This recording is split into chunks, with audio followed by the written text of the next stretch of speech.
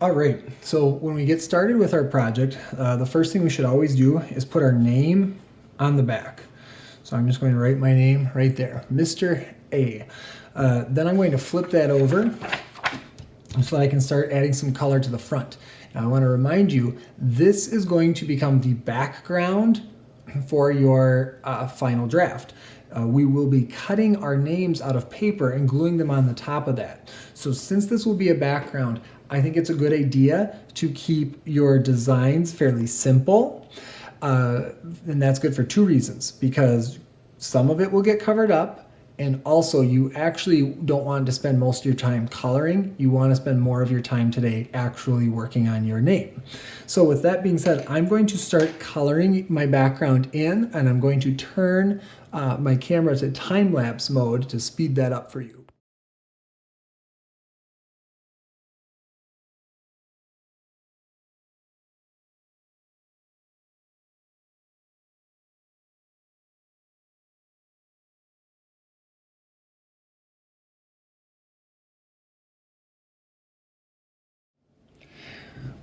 All right, so a couple of things. I've filled in the background. A few things that I will point out to you.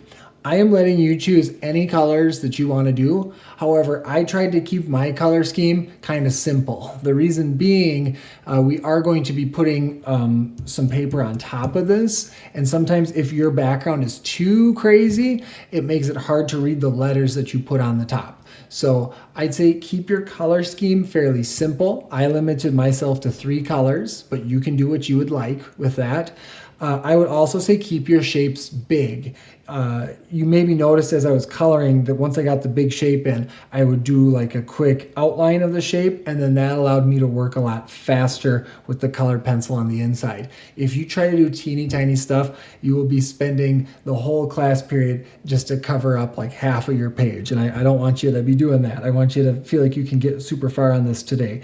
So I'm about to pause the video right here so that you can get out your colored pencils, get your name on the back of your project, and start coloring in the background with your colored pencils. At this point, we will pause the video so that students can get their white paper and their colored pencils. Remember to put your name on the back first.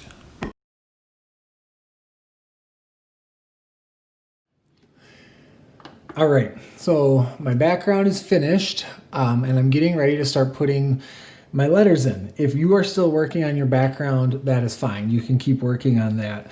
But when you're ready to put your letters in, I want each student to grab one sheet of colorful paper. I have a whole bunch of colors that you can choose from, but when it comes to making your name, I actually want you to limit yourself to just one color. I am trying to choose a color that is going to contrast with my background.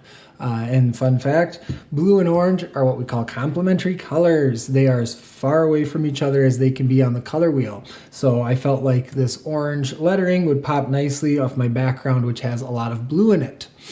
Now that I've chosen my color, I need to plan out my space. I am going to use my first name. My first name is Reid, R-E-I-D. So I know that I need about 4 letters in here. Now, there's no right or wrong way to do this, but what I like to do is I like to kind of fold it to plan out my space. So I folded it once. That gives me 2 rectangles for 2 letters. If I give it another fold there and open it up and look at it, that gives me 4 rectangles for 4 letters. Now that works for my name, but if your name is a little bit longer, you might need to even add a few more folds in, which obviously is going to make your letters smaller. If you have a name that's incredibly long, you might want to consider either choosing a nickname for this project or doing your initials for this project. So as an example, if your name is Jonathan, maybe go with the name John. If I'll use my initials. My full name is Reid Thomas Anderson. So I could do RT for this project. I'm going to start doing a little bit of cutting here on the time lapse, and then I can talk about it a little bit more in a moment.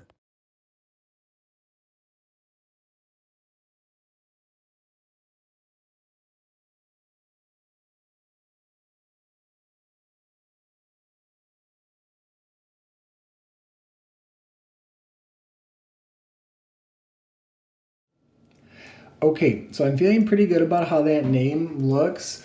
And I know that goes fast on the time lapse. And so I definitely don't expect every letter to go perfectly for you. But just a couple of things that I want to point out about how to do that. So I'm actually going to move this one totally out of the way. Boom, just like so. And I'm going to get a totally brand new piece of paper in here.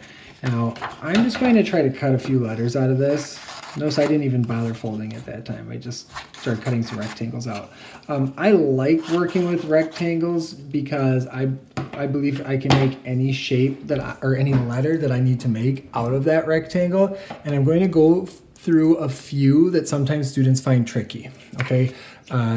We can always rewind back to this part of the video if a student wants to see a step during work time. So sometimes I get kids who ask about capital A's. I have found that and I'm just showing you the most basic version. You can always add curved lines or zigzag lines or sharp points or anything to make the letters look more cool. But if you start by making like a house, then I put a door on it. Okay, then I'm going to put a window above that door. And notice I just cut straight through where that A connects. I'll show you what I mean. I just cut right through that part right there. That doesn't bother me because when I glue it down, it's going to reconnect again. So anytime you need to cut a hole out of the middle of something, don't be scared to just cut straight through it. So that's one example for how to do an A. I'm not going to go through every letter, don't worry. Part of the reason I'm showing you this too is because I want you to be able to do this without pencils, okay? So we're just by cutting.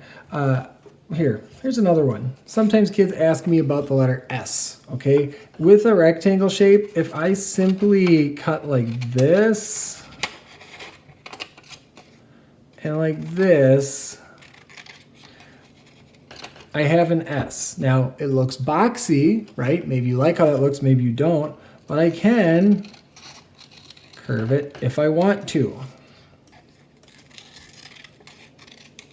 I can even curve the inside part of it. Oh, flying S. Here we go. Okay. And just to kind of show you that there's really no such thing as a mistake with this, you don't have to create your letter all out of one piece.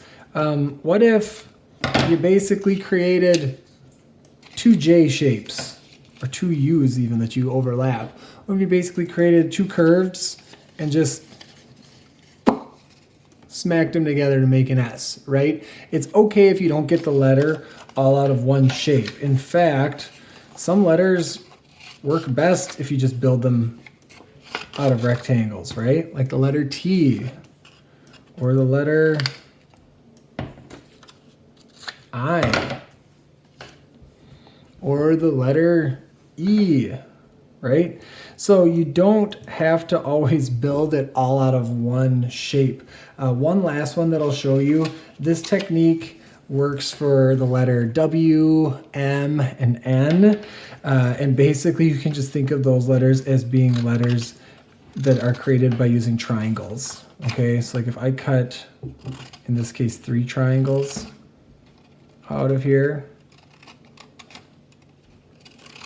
then I've just created the letter M or the letter W. You can see how you can apply that same concept to an N. Here, I'll just do it with this mini one here. If I just cut a triangle out of here and a triangle out of here, then I've created an N. Okay, so I hope some of those techniques help you. I realize I've been talking, so now what I'm going to let you do is get to work. If you get to a point where you have your letters looking how you want them, that is your time to start gluing them down, okay?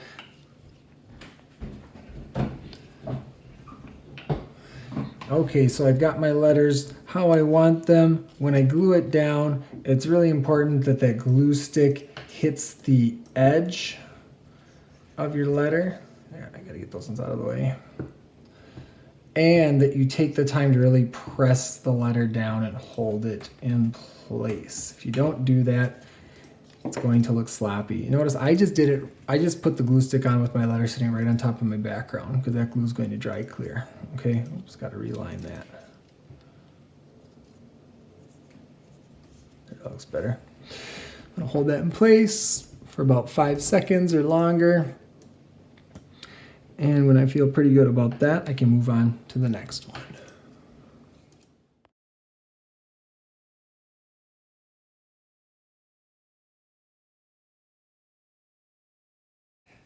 So at this point, my project is finished, and good luck to you all as you work on yours.